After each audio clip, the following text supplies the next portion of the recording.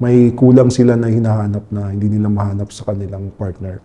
Marami po pwede mangyari. Meron po yung mga mag-asawa, doon po siya, manunood po siya. Nag-video call po kami, 3 camera. Natatawa po ako kasi yung lalaki po nasa work, nag-excuse po siya na may emergency po siya sa bahay. Sino-sino po yung mga nagiging kliyente niyo kadalasan? Magugulat po kayo, may asawa po, matataas na anak ng politiko. Parang kinikidnap po ako, nilalagay po ako sa, natakpan po yung mata ko. Po, isang artista, kung saan po sila nakataping, pinapadala po niya ako. Hindi po ako pwedeng humingi ng picture. Doon po yung adventure na nangyayari. So, minsan may pangit, minsan may mataba po, minsan may sexy, minsan may hindi. Yun yung excitement doon sa ginagawa ko. Parang nagkakaroon siya ng adventure. Mas marami yung foreigner kasi minsan sa isang linggo nakaka 15 to 20K ako eh. Mali. Ang paghahanap ng aming mga guest at pagbabahagi ng kanilang kwento ay nangangailangan ng maraming oras. Pero sa tulong nyo, makakadiscover kami ng mga iba't iba pang mga istorya ng ordinaryong Pilipino. Para sa mas magandang community experience, pwede kayo makipag-usap at magtanong ng kahit ano sa aming mga naging guests at manatiling anonymous sa Discord. I-click nyo lamang ang join button para maging isang exclusive member. Maraming salamat!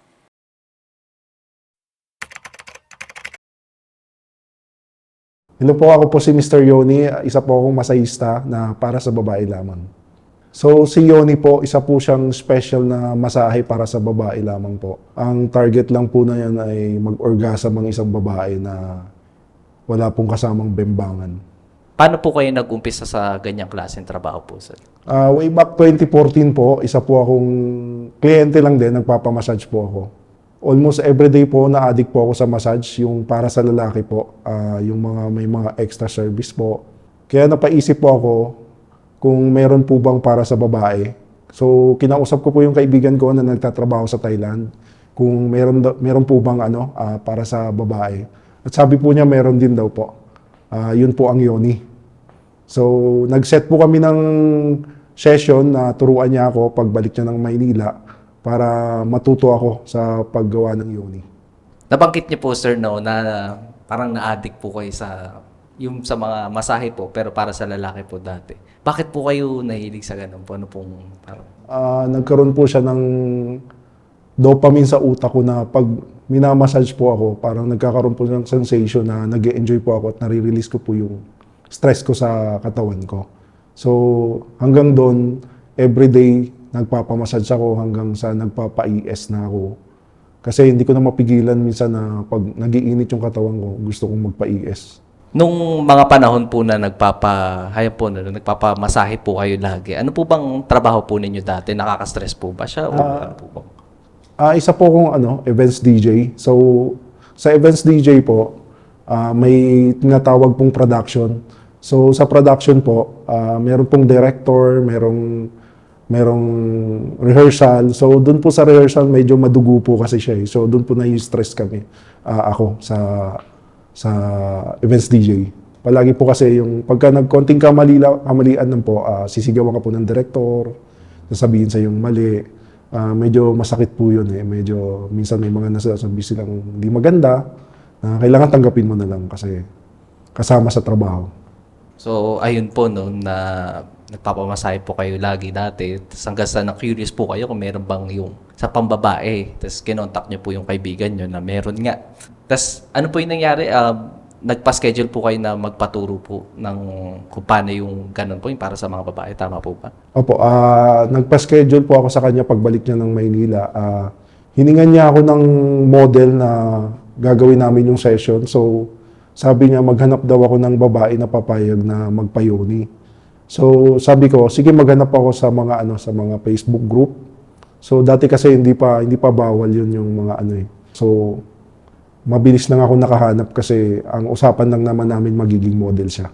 Yung kaibigan nyo na po to, paano niya po alam na may ganun po? Kasi parang eto po yung masahe na sinasabi niyo po, parang hindi po siya yung common na palagi niyo po maririnig kasi yung mga iba pong na-interview ko na masahista dito, parang wala naman sila nabanggit na ganun. Normal lang lagi yung dinggam, yun po yung palagi ko naririnig eh. Pero yung sinasabi niyo po ngayon is kakaiba. Paano po nalaman po to nung kaibigan po ninyo?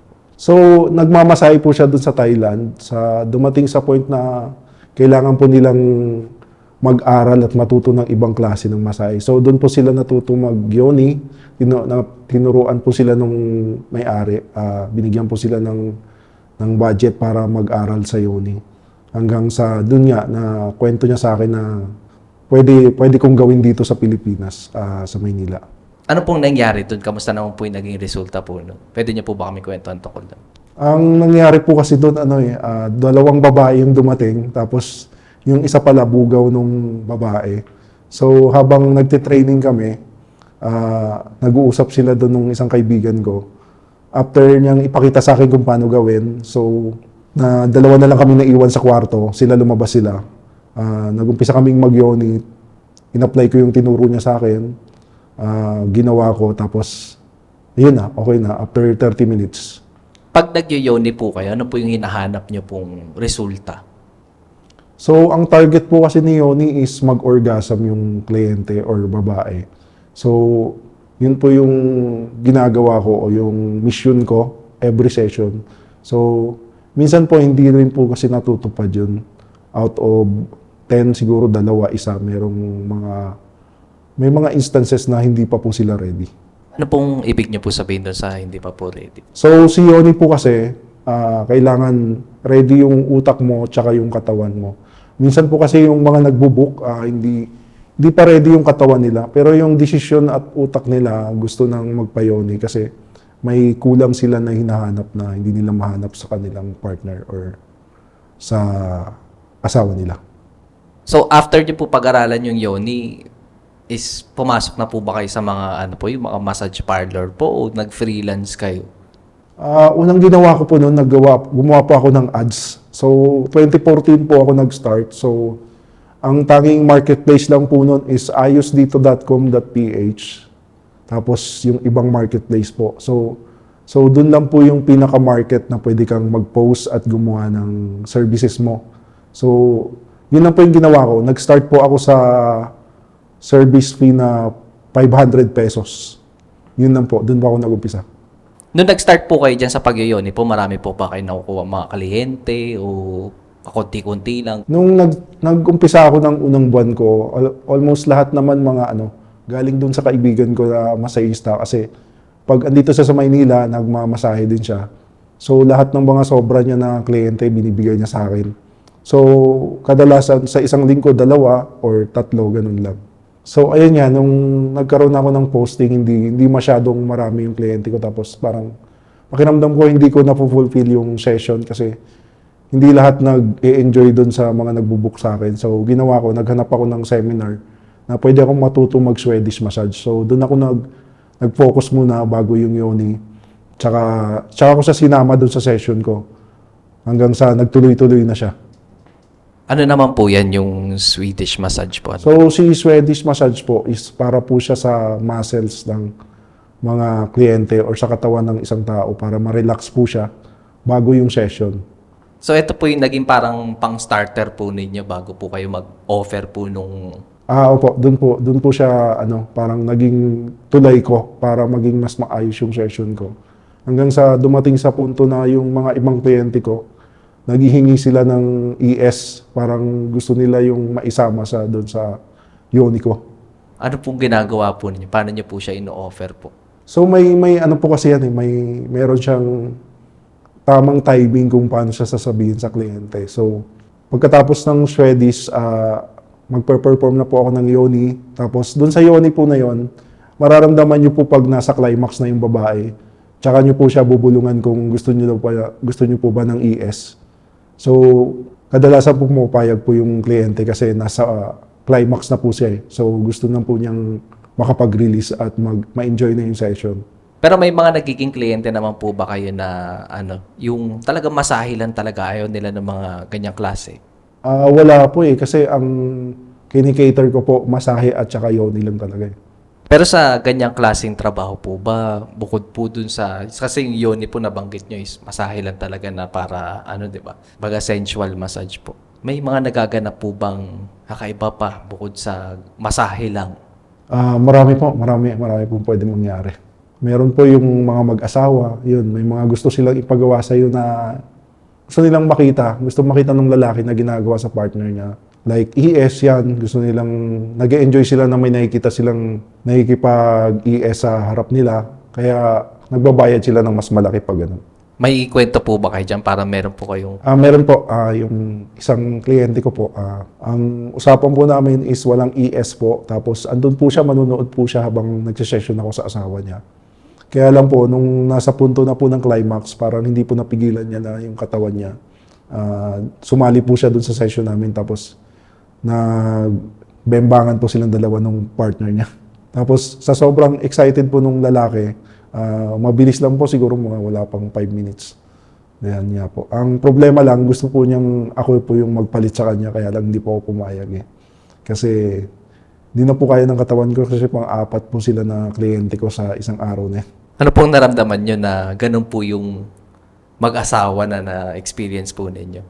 Ako po mismo, nagulat po ako kasi bigla po siyang nag-join in po siya dun sa session eh. Kasi wala po sa usapan namin yung ganun. Kumbaga, hindi ko gusto na may ganun sa session kasi masasayang yung session eh. So, andun na ako, hindi ko na sila pinigilan, ginawa na nila yung gusto nila. Ayun nga, sa sobrang excitement ng lalaki, agad siya. Tapos, inopera niya ako kung pwede bang ipagalaw niya yung asawa niya. Sabi ko, hindi pwede kasi hindi talaga yung intention ng session ko. Kumbaga, kung gusto niyong maayos yung session, yan ang gawin natin, walang ES. Pero nag-ano po kayo, minsan pumapayag po kayo sa mga ganun, na mga ibang kliyente, ganun po. Opo, meron po. Basta lang po, kailangan mag-condom lang po para safe po. Pero ayun nga po, kahit may condo po, hindi po ba kayo natatakot na baka mamaya mapasahan po kayo ng sakit, ganun po? Nung mga time po kasi na yun, hindi ko pa masyado siyang iniisip eh. Kumbaga, ang hinahanap talaga ng katawan ko, yung may adventure siya tapos binabayaran ka. So, kumbaga, nung time na yun na ginagawa ko yung yoni, di ko siya naisip na pwedeng mangyari yung ganun sa akin. Nagpa-test naman na po ba kayo ganun? Last year nagpa-test ako, so far negative naman. Ano pong naramdaman nyo habang tinetest po kayo, sir? Kinakabahan po ako noon eh. Parang hindi pa sinasabi yung result, hinahatulan na ako nung nag-cater nung test ko kasi parang may sinasabi siya na pag once na nag-positive to, hahanapin natin lahat ng mga naging kliyente mo 6 months before para matrace natin kung sino yung at kanino galing yung sakit mo. Tapos nung pinakita niya yung result, okay naman, negative naman. Simula nun, naging maingat na ako. Pero bago po yun, madalas po talaga yung merong mga kliyente na nagre-request na pwede bang ganito, ganyan. May mga ganun. Marami po bang ganun? Sinasabi ko sa kanila, pwede naman, pero kung ano lang yung para sa consent nila, yun lang yung ginagawa namin. Kasi ayokong dumating sa punto na mareklamo ko, baka mamaya makasuhan ako. Marami po ba kayong mga ganyan po, yung mga naging weird encounters po sa trabaho pong ganyan? Marami po silang mga request. Yung iba po may mga gusto silang ipagawa na may gusto po silang ipatusok sa puwet nila. Parang kahit bukal, hindi po gusto ng sarili nyo na gawin yun, ginagawa nyo na lang kasi pera eh. Kumbaga may bayad din siya eh.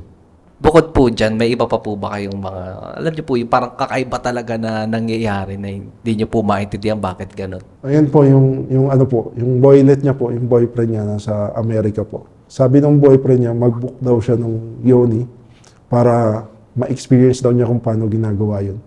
So, ang setup po namin is, nag-video call po kami, 3 camera. So, yung isa po sa mukha ng babae, tapos yung isa doon sa boylet niya sa Amerika. Tapos yung isa po sa akin po, naka-video po doon sa private part ng babae po, habang nag-yoni po kami. So habang ginagawa po yung session, nakikita ko po yung anong ginagawa ng lalaki kasi nagbi-video call po kami. Tapos yung mukha po ng babae kung ano yung reaction po. Tapos nakikita ko rin po kung anong ginagawa ng lalaki. Tapos hanggang sa labas po yung lalaki, nilabas na rin po yung babae. Natatawa po ako kasi yung lalaki po nasa work po eh. So ginawa po ng lalaki, nag-excuse po siya na may emergency po siya sa bahay. So habang nagbi-video call po, umuwi po siya. Kaya lang, di na po umabot sa bahay eh, kasi nag-park na lang po siya sa highway sa pinakagilid. Tapos doon po siya nagsarili po siya. Yung sa Japanese naman po, naghahanap daw po siya ng yoni dito sa Makati area po. Nakausap niya po ako sa Facebook. Doon po kami nag-usap. Tapos nung dumating po ako sa unit niya, maayos po. Tapos sabi niya, okay lang daw po ba kung pagkatapos ng yoni, gawin niya po sa akin kung anong ginagawa ko sa kanya. So pumayag naman po ako kasi bayad naman po eh. Hanggang sa dumating po sa point na nag-ES na po kami, doon po talaga na-enjoy ko yun na yung ginagawa ko kasi sa pelikula ko lang po nakikita yung mga yung Japanese eh, tapos nasa harap ko na. So parang childhood dream ko po yung gano'n. May naaalala pa po ba kayong mga session niyo po na parang nakakatawa o kaya nakakatakot? Baka mamaya meron po kayo nakakatakot na experience dyan. Yung yung taga QC po, habang nagsisession po kami, hindi ko po alam na may aso po siyang chihuahua. So habang nagsisession po kami, yung aso niya po nakatingin lang po doon sa bed, tapos nakatutok po doon sa akin kasi parang, iniisip niya siguro parang sinasaktan ko yung amo niya, pero hindi naman. So sa session, hindi naman siya nangagat sa akin, pero nakatingin na siya, medyo awkward lang yung session. Sino-sino po yung mga nagiging kliyente niyo po dyan kadalasan? Ay, magugulat po kayo, may asawa po. Yung mga may asawa po, hindi na po na-fulfill ng partner nila yung gusto nilang mangyari. Hindi na po sila nag-orgasm, ganyan. Nagbubuk po sila sa akin. Tapos yung mga young single na professional po at sa mga single man po. Pero meron po yung mga matataas na anak ng politiko, meron po ganun. Pero may pinipirmahan po kami, bawal po kasi sabihin. Pero parang kinikidnap po ako, nilalagay po ako sa natakpan po yung mata ko kasi patago po yung session namin eh. Tapos meron din po isang artista pero once a month lang po siya nagbubuk. Tapos kung saan po sila nakataping, doon lang po ako pupunta, pinapadala po niya ako. Curious po ako dun sa yung tinatakpan po yung mata mo. Paano po nangyayari po yun? So since sa agreement po namin, hindi ko po pwedeng makita yung pupuntahan namin at dadalhin sa akin. So kailangan pong takpan yung mata ko kasi once na makita po yung lugar na pupuntahan namin, matik, alam ko na po yun. Paano po yun? Parang magkikita po kayo sa, kunwari sa tas may dadating na van, tas tatakpan po yung mata nyo, ganun po? Opo. Magbibigay po sila ng lugar kung saan ako pipick upin tapos dadalhin po ako dun sa location ng session. So sa pagdating po sa kliyente, ako po mismo hindi po ako pwedeng humingi ng picture or humingi sa kanila ng full body picture. So hindi po ako pwedeng mag-request na kung ano po yung susuotin nila. So ako pwede po mag-send ng picture pero sila po wala po silang requirement na ganun. So, minsan doon po yung adventure na nangyayari. So, minsan may pangit, minsan may mataba po, minsan may sexy, minsan may hindi. So, isa rin po yun sa mga parang nagiging adventure dito sa pag-yoni ko. Meron din pala yung hindi lang basta mga babae yung nagpapayoni. Minsan mga tomboy, yung mga straight na tomboy, yung mga hinahanap pa rin nila yung release na gusto nila. Meron din yung mga transman. So, pag trans man, yung katawan nila pa-transition na sa pagiging lalaki from pagiging tomboy. So, wala na silang dibdib. Yung boses nila, boses lalaki na. Tapos, yung katawan nila, katawan lalaki na. Yung ari lang nila yung hindi pa nababago. So, marami din ganun, marami din nagbubook. Yung sa artista po, sino po ba? Mabibigyan niyo po ba kami ng hint kung sino yung nagpapayoni po? Hindi po siya baguhan. Kumbaga medyo matagal na rin siya sa industriya, pero hindi rin po siya matanda, sakto lang din. Kasi siguro dahil artista sila, yung katawan at saka mukha nila na ayos. Pero every time na may session po kami, okay naman, natutupad naman namin yung orgasm na gusto nila. Sa session kasi namin may pinipirmahan kami kaya hindi pwedeng banggitin yung pangalan kahit kanino, kahit sa pinakamalapit na kaibigan ko pa, hindi pwedeng sabihin. Kasi pag kumalat yun, ako mismo ang malalaman na nagsabi. Kasi may pinirmahan kami. Dalawa lang kami yung may usapan. Pag ganun po, ano pong nararamdaman nyo pagka ganyan meron kayong politiko or anak ng politiko o kaya artista na minamasaya? Ano pong feeling nun pag ganun? Natatakot ba kayo? Na-intimidate? Ganun? O wala lang, sige, trabaho, ganun. Yung excitement tsaka yung kaba naghahalo po, parang bumibilis yung tibok ng puso mo kasi mahahawakan mo po yung nasa TV lang. Tapos yung mga matataas na tao parang nasa kamay nyo na may control na kayo sa kanya, kaya mo silang ipa-orgasm sa way na gusto mo. Kumbaga, yun yung excitement dun sa pag-ioni ko eh. Siguro kahit sa tagal ko nang ginagawa to, mayroon pa rin siyang kaba sa bawat kliyente na ginagawa ko kasi hindi mo talaga malalaman unless nagkita na kayo or hindi mo siya mamumukaan eh. Kasi yun yung excitement dun sa ginagawa ko. Parang nagkakaroon siya ng adventure at parang parang fulfilling pag nagawa mo yung gusto mo. So hindi naman po yung kaba na parang kasi baka anak ng politiko to, baka mamaya patumba ko yung mga ganun po. Hindi naman po ganun klaseng. Kasama na rin po yun. Pero syempre, yun po yung consequence pagka ilabas mo yung sekreto nyo na pinipirmahan nyo na huwag nyo sabihin. Ngayon po, nung mga time po na peak po ninyo, gaano po karami yung mga nagiging kliyente po ninyo? So, nung pagkatapos nung lockdown, 2021, umuwi ako sa amin kasi nagkasakit yung magulang ko. So, bumalik ako dito by that time, 2021 of December na eh. Pero nung bago bumalik ako dito sa Maynila, lumipat ako sa Reddit. So, doon sa Reddit talaga mas marami. Mas marami yung tao doon, mas marami yung mga mas malalalim yung mga nila, mas matitindi. Kaya pagbalik ko dito sa Maynila, December, may kliyente na ako agad. So, magkakaroon ako ng kliyente, 2, 3 kada araw. Ang pinaka-maximum ko sa weekend, 4. Mas okay kasi doon eh, mas marami kang pwedeng ma-market at ma-explore. At walang masyadong bawal doon. Hindi katulad sa ibang social media. Medyo strict sila sa mga salita saka sa word eh. Sa mga nagiging kliyente po ba ninyo, kadalasan po ba local lang o may mga nagiging foreigner din? Simula nung nag-Reddit ako, tapos lumipat ako sa IG, mas marami yung foreigner kasi yung mga foreigner kasi yung mga nagbabakasyon dito sa Pilipinas, gusto nilang itry yung kakaibang masahe. So, napupunta sila sa Yoni. Tapos doon, marami akong na-encounter yung mga hindi marunong mag-English. So, kailangan gumamit pa kami ng Google Translate para sa session. Mas marami akong nakilala doon. Mga foreigner, mga puti, mga itim, mga Chinese, Japanese, marami din. Nung dumadami na po yung kliyente po ninyo, dumaki po ba yung bayad sa inyo? Kasi di ba po, yun nga po, yung mga anak ng politiko, may mga artista, lumaki po ba yung bayad niya ng mga time po na yun? Kapag matataas kasi na tao, iba yung presyo ko eh. Pero pag yung mga normal lang na mga tao dito sa Maynila, ang pinaka-basic ko is 1.5. Paano po pagka may yung may kasamang kakaiba na? So pag may mga special request po sila, nag-range po siya sa 3,000 to 3,500. Since side gig nyo po yan, no?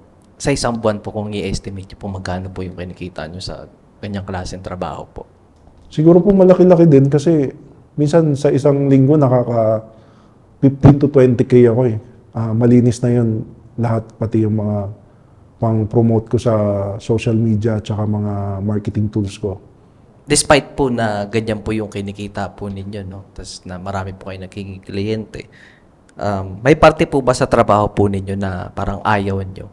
Yun nga po, yung minsan pag mag-asawa po sila, hindi po nila napipigilan na pasalihin ka sa pag-iis. Kasi yun po yung nila eh, may mga mag-asawa po na ganun.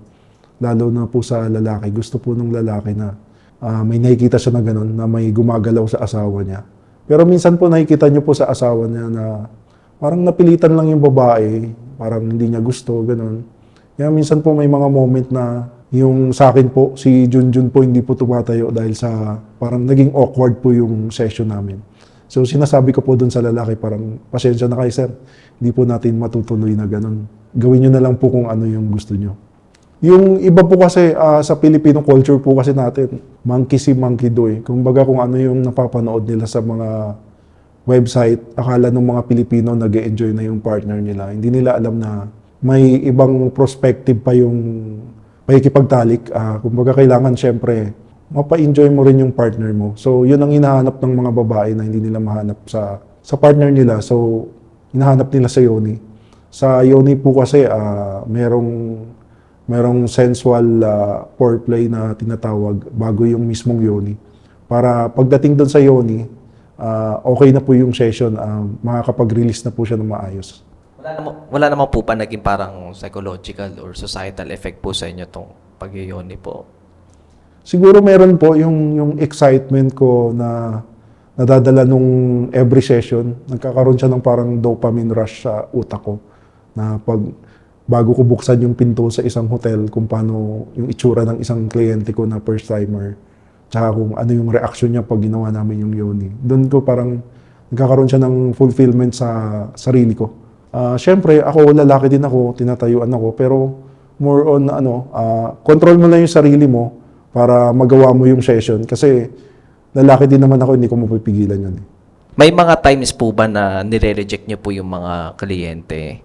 Meron din, may mga nangyayari din. Like, kunyari, may sakit siya sa balat or may amoy siya na masyadong malakas talaga, lalo na dun sa ari niya.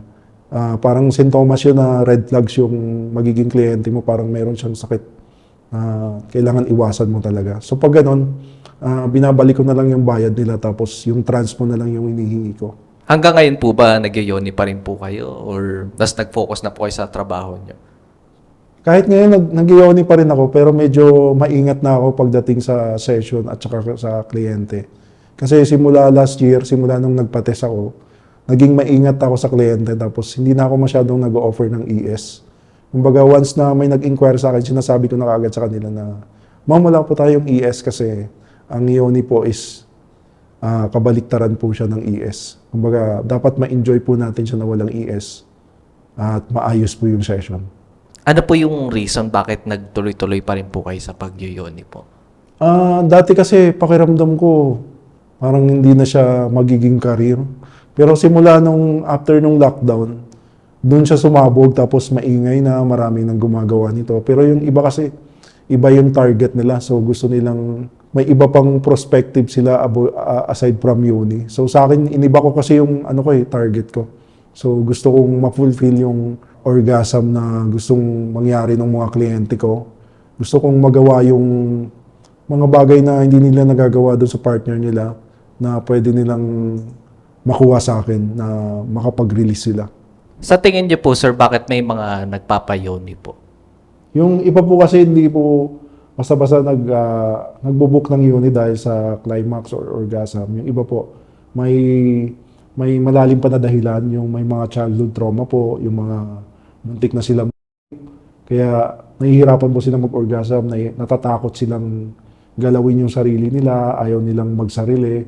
So, naghahanap po sila ng ibang alternative para ma-fulfill yun at para magawa po yun. Yun nga po, nakita nila si Yoni at ginawa po namin. At yung iba po kasi naku-curious din sila, mga sinasuggest lang po ng doktor or kaibigan nilang bading. Kaya napapatry po sila doon sa Yoni.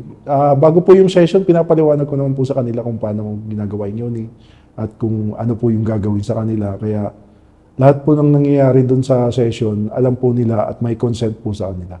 So sa Yoni po kasi yung ibang mga kliyente ko hindi na nagagalaw ng asawa. Siguro dahil sa busy sa trabaho or sa negosyo. So naghahanap na sila ng way para mag-orgasm at para ma-release yung stress nila. Kung paano sila mag-enjoy na hindi sila nag-cheat or nanlalalaki. Kasi sa Yoni, yun lang yung binabayaran mo, yung pagmamasahe at pag-release ng maayos na walang kasamang ES as much as possible. So itong ano po ninyo, yung mga nabanggit po ninyo is based from your experience po talaga siya. Hindi po siya yung parang tingin nyo lang po gano'n. Opo, lahat po yan na-experience ko na at lahat po na-encounter ko.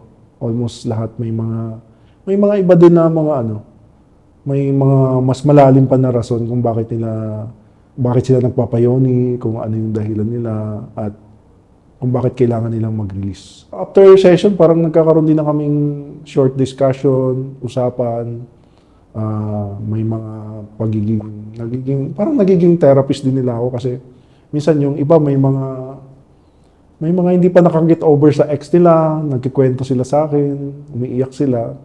Sinasabayan ko lang din kasi parang nagiging kanila parang emotional baggage kanila doon na kaya mong makipag-usap sa kanila ng ganun. Na hindi sila ginajudge kung ano man yung nararamdaman nila. Tsaka yung iba, gusto lang nilang may kausap, gusto nilang may mapaglabasan ng sama ng loob para mailabas nila yung nararamdaman nila sa sarili nila. Para hindi na mag-ipon dun sa dinadamdam nila. Ano pong gusto niyo pong sabihin sa mga manonood po? Sana kung may partner man kayo, pag-usapan nyo kung ano yung gusto nila at anong gustong ipagawa sa inyo para magkaroon kayo ng tamang communication at maging maganda yung relasyon nyo para hindi na sila magpayoni pa. Kung gusto nyo manood ng mga dokumentaryo galing sa mga interviews namin, huwag nyong kakalimutang i-check ang isa pa naming YouTube channel, Off the Record Beyond Borders. I-click nyo lang ang link sa description. Maraming salamat!